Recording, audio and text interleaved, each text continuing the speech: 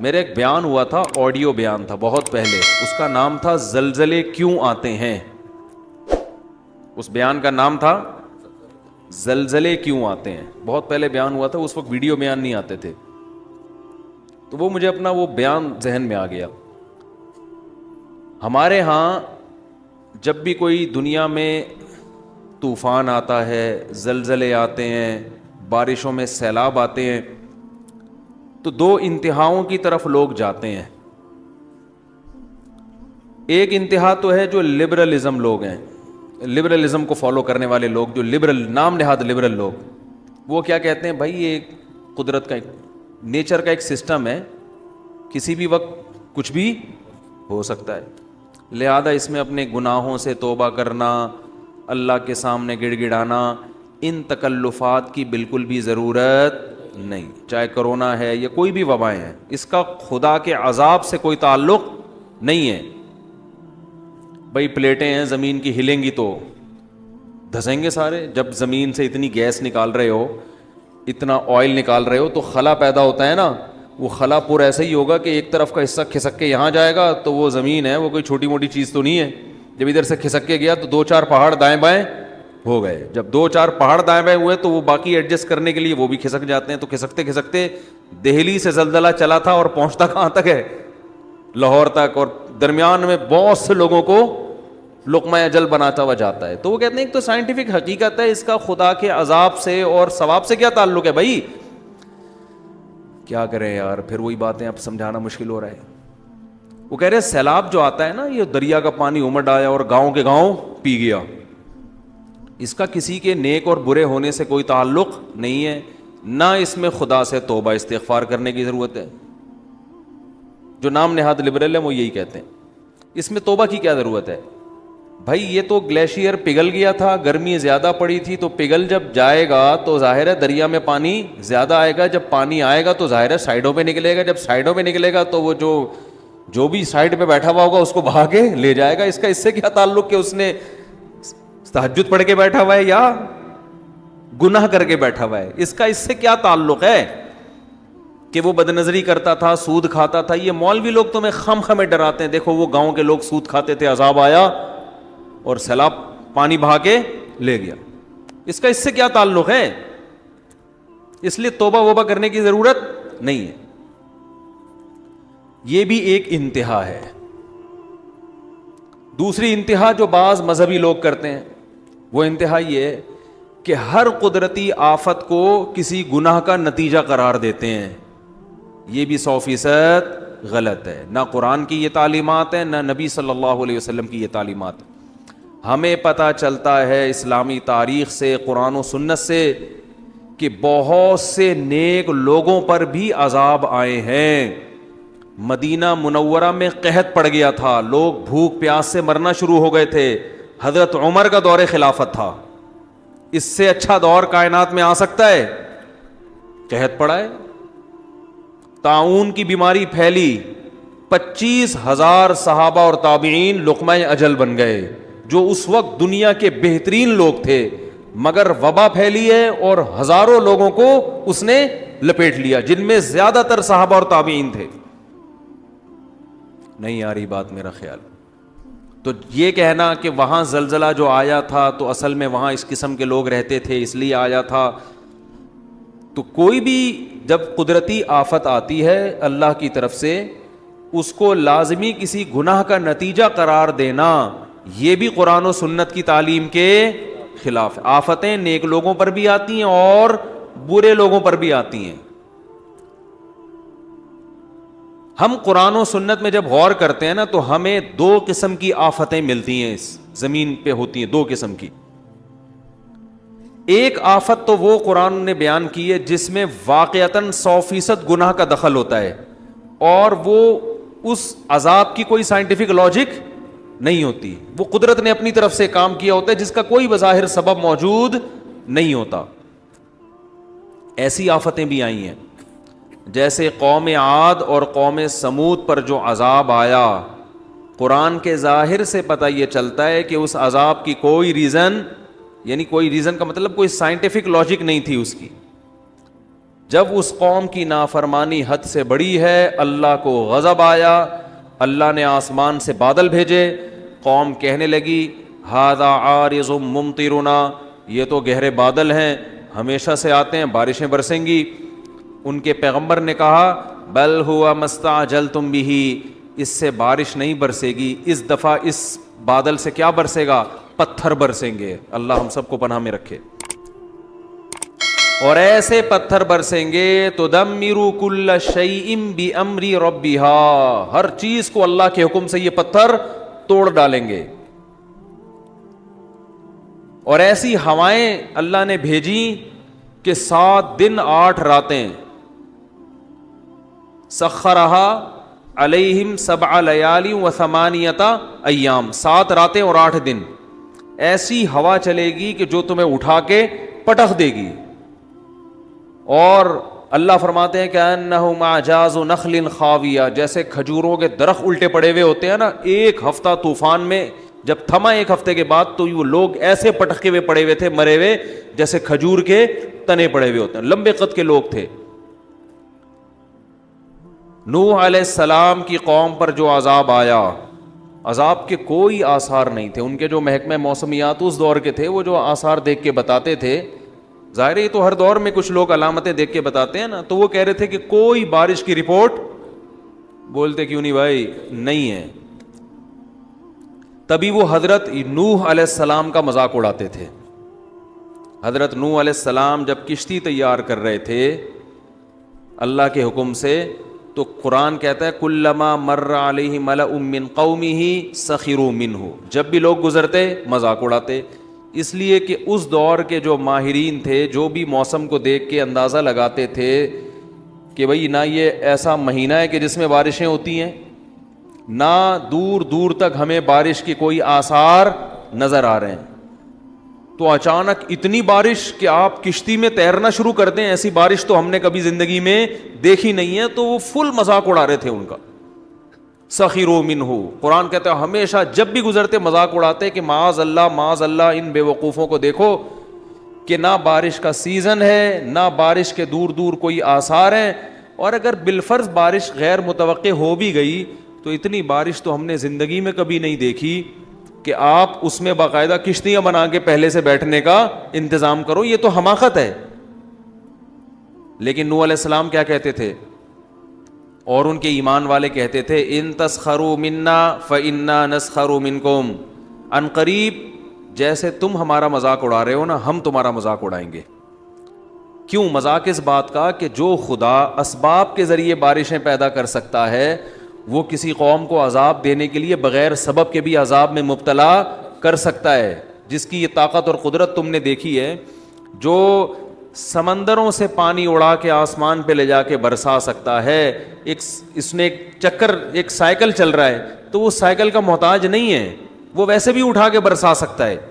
جس نے آدم اور حوا کو بغیر باپ اور ماں کے پیدا کر دیا, تو اب آپ یہ دیکھو کہ بغیر ماں باپ کے بچہ پیدا ہو ہی نہیں سکتا, تو آپ کہو کہ بھئی اب ناممکن ہے. تو اللہ کے لیے ناممکن تھوڑی ہے. اللہ نے تو آدم اور حوا کو بغیر باپ اور بغیر ماں کے پیدا کر کے دکھایا اللہ نے, تو اس اللہ کے لیے تھوڑی مشکل ہے. تو مذاق تو ہم تمہارا اڑائیں گے کہ تمہیں اس خدا کی باتوں پہ یقین نہیں آ رہا. تو یہ وہ عذاب تھا جو اس دور کے سائنسدان, کیا اس دور کے سائنسدان بھی اس کی لاجک تلاش نہیں کر سکتے. دنیا میں ایسے بہت دفعہ ہوا ہے. لوط علیہ السلام کی قوم پہ پتھروں کی بارش ہوئی ہے, اور اللہ نے زمین کو اٹھا کے الٹا کر کے پٹخ دیا. اس کی کوئی لاجک نہیں ہے. یہ بھی ممکن ہے کہ ہو لاجک, اللہ نے لاجک پیدا کر دی ہو, کوئی وجہ پیدا کر دی ہو, لیکن ضروری نہیں ہے. اللہ یہاں اسباب کا محتاج نہیں ہے. تو ایک عذاب تو وہ ہوتا ہے جو بغیر کسی سبب کے اچانک مسلط ہو جاتا ہے, جس میں سائنسدان بھی حیران ہوتے ہیں, وہ کہتے ہیں ہمیں سمجھ میں نہیں آ رہا. تو یہ عذاب پچھلی امتوں میں زیادہ ہوئے تھے, اور نبی صلی اللہ علیہ وسلم نے فرمایا میری امت میں بھی ہوں گے مگر پچھلی امتوں سے کم ہوں گے, لیکن ہوں گے ضرور. آپ صلی اللہ علیہ وسلم نے فرمایا جب گناہوں کی کثرت ہوگی میری امت میں مسخ کے واقعات بھی ہوں گے, شکلیں تبدیل ہو جانا. بنی اسرائیل کو اللہ نے منع کیا تھا نا ہفتے کے دن شکار मत करो, फिर भी किया उन्होंने। रात को सोए हैं, सुबह जब उठे तो कुछ लोग बंदर बन चुके थे और कुछ लोग सूअर और खिंजीर बन चुके थे। ये चीज़ साइंसदानों की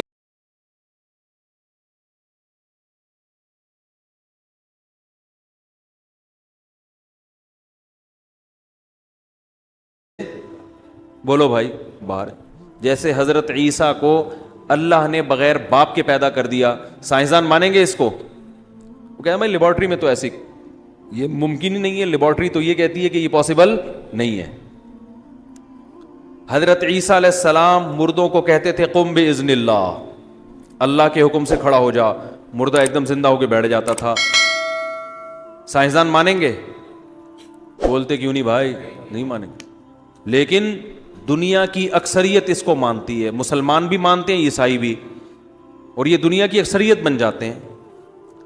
और दुनिया की इतनी बड़ी कौम का किसी झूठी खबर पे जमा होना अकलन मुमकिन नहीं है। हर चीज साइंस से नहीं पता चलती,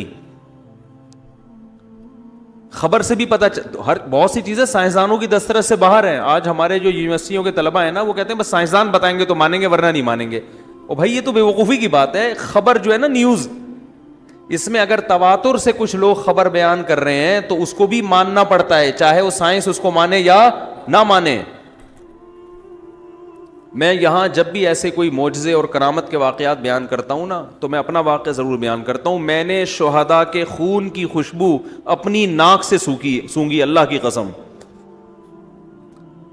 अब अगर मुझे कोई साइंसदान कहे कि ये पॉसिबल नहीं है, तो मैं कहूंगा मैंने खुद सूंघी है तो पॉसिबल। आप कह सकते हैं इनकी नाक में कोई गड़बड़ होगी, नाक में गड़बड़ है तो फिर इधर से बदबू आ रही है, इधर से क्या आ रही है, खुशबू। दोनों से बदबू आए ना, ये दोनों से खुशबू आए। आप कहेंगे भाई इसको वहम हो गया है, तो मेरे साथ 10 आदमी और थे, उनको भी वहम हो गया।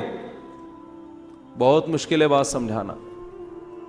आप कहोगे यार जैसे ही कोई शहीद हुआ होगा फौरन किसी ने खुशबू का छिड़काव कर दिया होगा। भाई 1 महीने पहले शहीद देखा, उसमें से भी वही खुशबू आ रही है। 1 महीने बाद दूसरी जगह पे देखा, उसमें से वही परफ्यूम, वो बंदा फौरन लेके वहां कहां से पहुंच गया। और इधर शहादत हुई है, इधर खुशबू आ रही है। ऐसे भी हमारे साथियों ने देखा।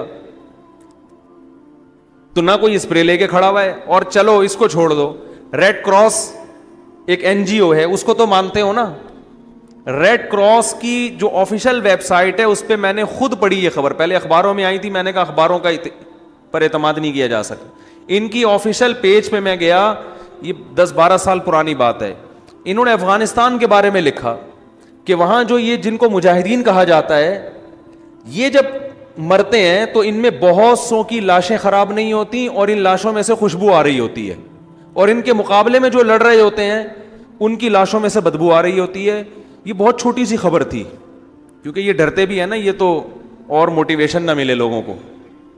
और नीचे लिखा था हम इनकी खुराक पे रिसर्च करेंगे कि ये खाते क्या है। ये अल्लाह की कसम मैंने खुद पढ़ी है ये खबर, सूंघी भी है, शुहदा के खून की खुशबू। ऐसे बहुत वाकयात हैं, 6-6 महीने हो गए बॉडी ख़राब नहीं हो रही, खुशबू आ रही है।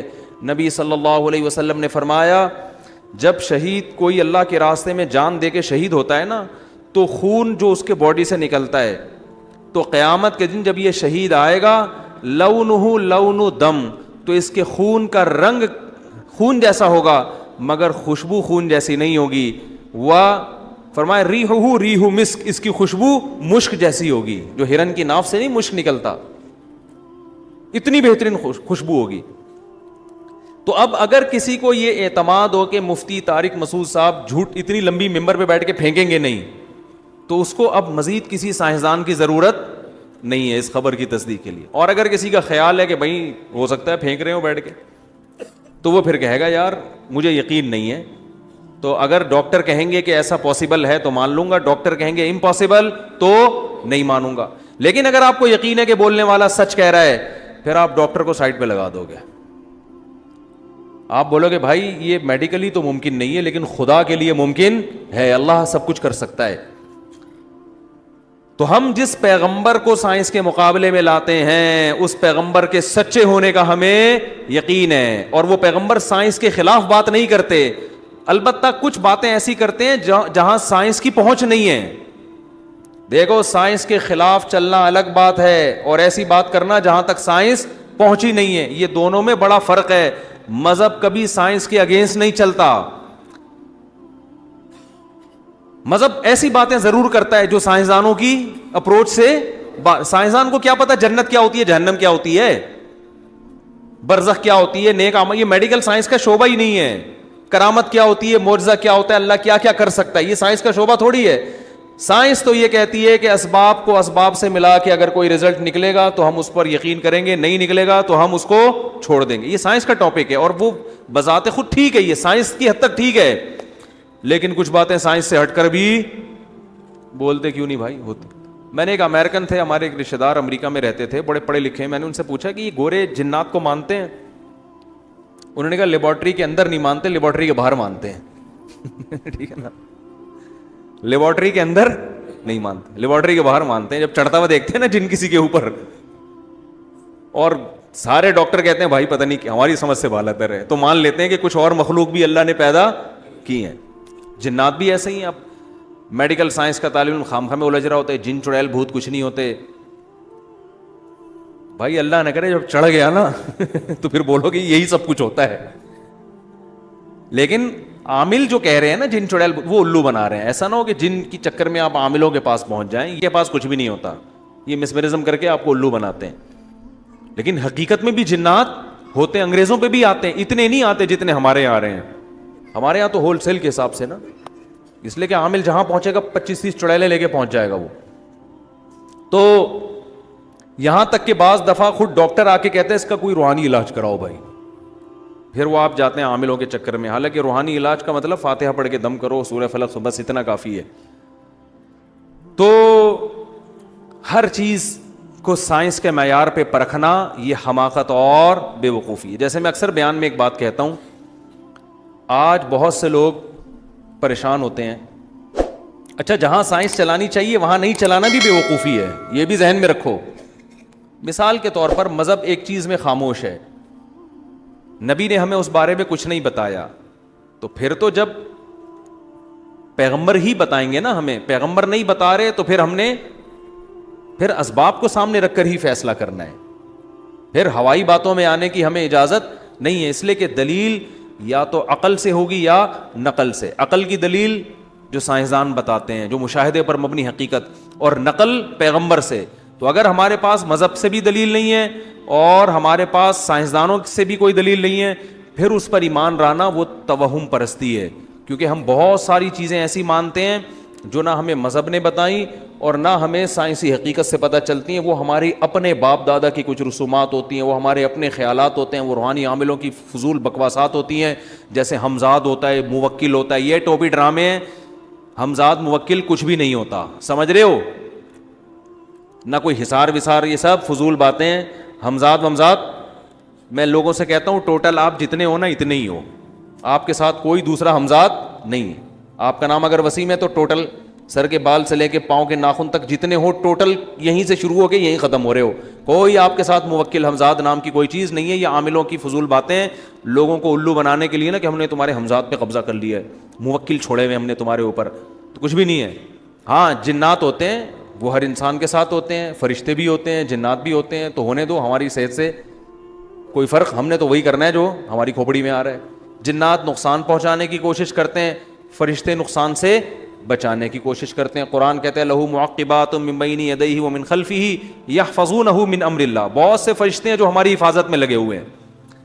دیکھو جیسے ہماری باڈی پہ جرمز حملہ کرتے ہیں نا، تو اللہ نے ہمارا اندرونی نظام بنایا ہوا ہے. ہمارے اندر کے جراثیم ان باہر کے جراثیم سے ہر وقت لڑ رہے ہوتے ہیں.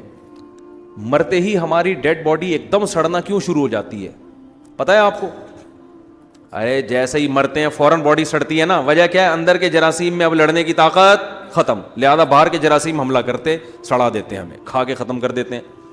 تو یہ ہر وقت، یہ ہم جب زندہ ہوتے ہیں تو بھی کر رہے ہوتے ہیں، لیکن باہر جب وہ حملہ کر رہے ہوتے ہیں تو ہمارے اندر کے جرثومے بھی اس کو ان سے فائٹ کر رہے ہوتے ہیں. جیسے کرونا کے جرثومہ جیسی گیا نا، جو اس کا وائرس گیا، فوراً اینٹی باڈیز تیار ہونا شروع. ہمارے اندر کی باڈیز جو ہے اینٹی باڈی بننا شروع ہوتی ہے اور وہ اس کرونا کے جرثومے سے لڑنا. اور یہ ایسی زبردست خاندانی لڑائی ہے، یہ بھی اللہ کے وجود کی دلیل ہے.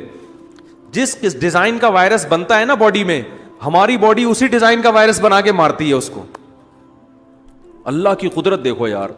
مثال کے طور پر کورونا کی شکل اگر ایسے, ایک مثال دے رہا ہوں, ایسا نہ ہو کہ ایسے سمجھ لو آپ.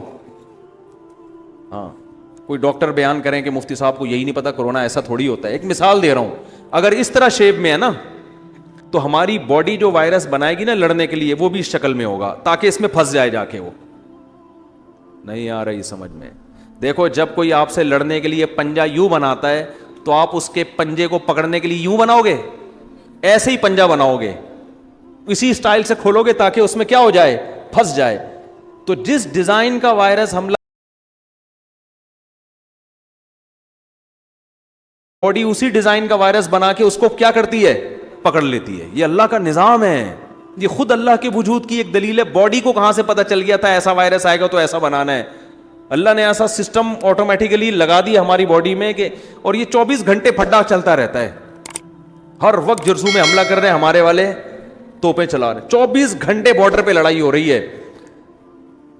کبھی ایسا ہوتا ہے کہ باہر کا دشمن اتنا طاقتور ہوتا ہے کہ وہ آپ کی جراثیم کو مار کے اس پہ حاوی آ جاتا ہے, پھر آپ بیمار ہو جاتے ہو, پھر بھی ایک دم مرتے نہیں ہو, پھر باڈی لڑنا. وہ کہتے ہیں ابھی تو بیٹا شکست ہو گئی, ابھی پھر ہم دوبارہ تیاری کرتے ہیں. وہ جا کے دوبارہ سے تیاری کر کے پھر جب ایک دفعہ وہ وائرس کو شکست دیتے ہیں تو اتنے پاورفل ہو جاتے ہیں کہ ان کو جنگ لڑنا اس وائرس کے خلاف, اس بیکٹیریا کے خلاف جنگ لڑنا آ جاتا ہے ان کو. کہتے ہیں اب تو حملہ کر کے دکھا, اب تو ہم نے سیکھ لیا, تو یہاں سے آتا ہے ایسے تیرے کو چپت لگاتی ہے, لگتے ہی تو مرتا ہے. تبھی ایک دفعہ جو بیماری ہو تو عام طور پہ دوبارہ نہیں ہوتی وہ. اور بعض دفعہ یہ ہوتا ہے کہ وہ اتنا پاورفل حملہ ہوتا ہے کہ آدمی وہ باڈی اس کا لڑ نہیں سکتی, اور بالآخر انا للہ و انا الیہ راجعون. جیسے ہی انا للہ ہوا, سارے جراثیم کی عید ہو جاتی ہے جو حملہ کرتے ہیں نا. اوے اب تو بھائی اس کے جرسوں میں کیا ہو گئے, اب تو لڑنے کی طاقت ہی نہیں. وہ ایسا حملہ کرتے ہیں کہ وہی اتنے خوبصورت چمکتا ہوا انسان, ادھر سے آنکھ ابلنا شروع, ادھر سے کان اور منہ پھٹنا شروع اور سڑنا شروع. اللہ بتا دیتے ہیں کہ پیدائش سے لے کے اب تک تیرے اندر میں نے ایسے بیکٹیریا پیدا کیے تھے جو ان سے لڑ رہے تھے. آج تو مرا ہے تو اب تجھے پتا چلا تیری اصل حقیقت کیا تھی, اصل تو یہ ہے. تو خیر کہاں سے کہاں بات چلی گئی. تو جیسے جسمانی بیماریوں سے لڑنے کے لیے اللہ نے ہمارے اندر بیکٹیریا پیدا کیے ہیں نا, ایسے ہی جنات اور شیاطین بھی ہمیں ہر وقت نقصان پہنچانے کی کوشش میں لگے رہتے ہیں, جس کو سائنسدان نہیں مانتے, کیونکہ جنات لیبارٹری کا ٹاپک ہی نہیں ہے, موضوع ہی نہیں ہے. انسان مادی چیزوں کے بارے میں غور کر سکتا ہے, جنات کوئی مادی چیز نہیں ہے. اللہ نے آگ سے بنایا ان کو, لہذا وہ انسان کی پہنچ سے کیا ہیں, بالاتر. فرشتے بھی انسان کی پہنچ سے اوپر کی چیز ہیں. وہ اللہ نے بتا دیا میں نے روشنی سے ایک مخلوق پیدا کی جس کو فرشتے کہا جاتا ہے, اور ایک مخلوق میں نے آگ سے پیدا کی ہے جس کو جن کہا جاتا ہے. وہ الگ مخلوق ہے, وہ لیبارٹری میں آ ہی نہیں سکتی. وہ ہاں محسوس ہو سکتی ہے جس کو وہ ٹچ کرے, ٹھیک ہے نا, جس کو نظر آ جائے, جس پہ سوار ہو جائے اس کو محسوس ہوگی. تو وہ اللہ کا ایک نظام ہے. تو اب جنات کی طبیعت میں شر غالب ہے, جنات ہر وقت انسان کو نقصان پہنچانے کی کوشش میں لگے رہتے ہیں. لیکن اللہ نے جیسے باہر کے بیکٹیریا حملہ کرتے ہیں تو اندر بھی جراثیم رکھے ہوئے ہیں, ایسے ہی باہر کی یہ جو مخلوق ہے جو نظر نہیں آتی یہ حملہ کرتی ہے, تو اللہ نے اس کے دفاع کے لیے بھی ایسی مخلوق انسان کی حفاظت کے لیے رکھی ہوئی ہے جو ہمیں نظر نہیں آتی, جس کو کیا کہا جاتا ہے, فرشتہ. انگلش میں, عربی میں ملائکہ, انگلش میں اینجل کہتے ہیں میرا خیال ہے, اور اردو میں فرشتہ, جس کو ہمارے پشتوں میں کہتے ہیں پرشتہ. کیا کہتے ہیں, پرشتہ.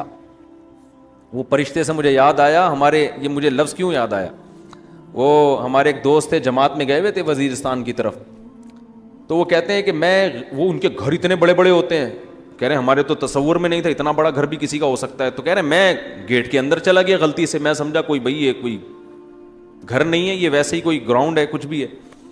کہتے ہیں میں گیا تو وہ جو ہے نا وہ ایک دم سب غصے میں آ گئے کہ بھائی یہ کسی کے گھر میں تم بغیر پرمیشن کے کیوں داخل ہو رہے ہو. کہہ رہے ہیں وہ 2-3 لوگ مجھے پکڑ کے مارنے کے لیے بھاگے, یہ کراچی کے تھے.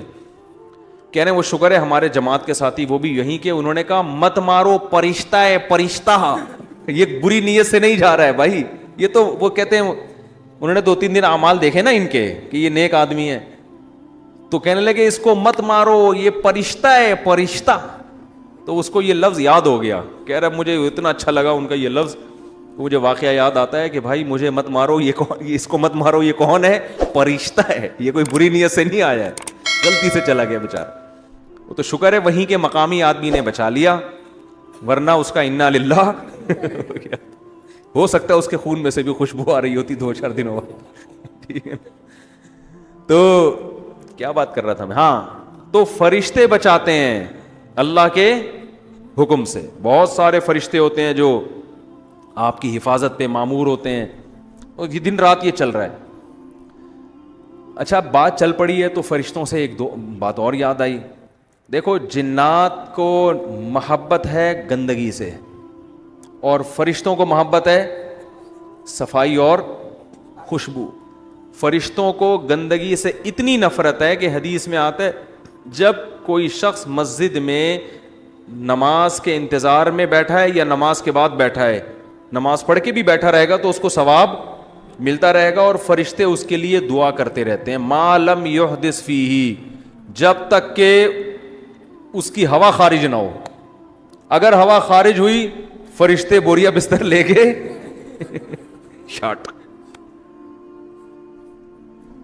کیونکہ فرشتوں کو بدبو سے کیا ہے؟ نفرت. فرشتوں کی اللہ نے صفت ایسی بنائی, ہر اچھی چیز سے ان کو محبت ہے. آپ جب تلاوت کرتے ہیں خاص طور پہ تہجد میں, حدیث میں آتا ہے فرشتے اس تلاوت کو سننے کے لیے جمع ہوتے ہیں. ایک فرشتہ آتا ہے وہ بتاتا ہے یہاں تلاوت ہو رہی ہے, نماز میں یا تہجد میں تلاوت کر رہا ہے فلاں. دوسرا آتا ہے, تیسرا آتا ہے, یہاں تک کہ آپ صلی اللہ علیہ وسلم نے فرمایا آسمان تک فرشتوں کا تانتا بن جاتا ہے. او اتنی فوج جمع ہو جاتی ہے, ہمیں پتہ ہی نہیں ہوتا, ہم تو اپنی تلاوت کر رہے ہیں.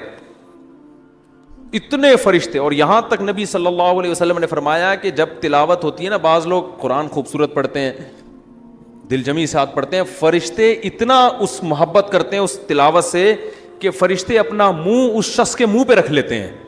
اس کے ہونٹوں سے جو تلاوت نکل رہی ہے نا, اپنا منہ اس کے منہ پہ اوپر رکھتے ہیں تاکہ تلاوت کے الفاظ براہ راست ان کے منہ میں جانا شروع ہو جائیں. اتنی محبت کرتے ہیں فرشتے.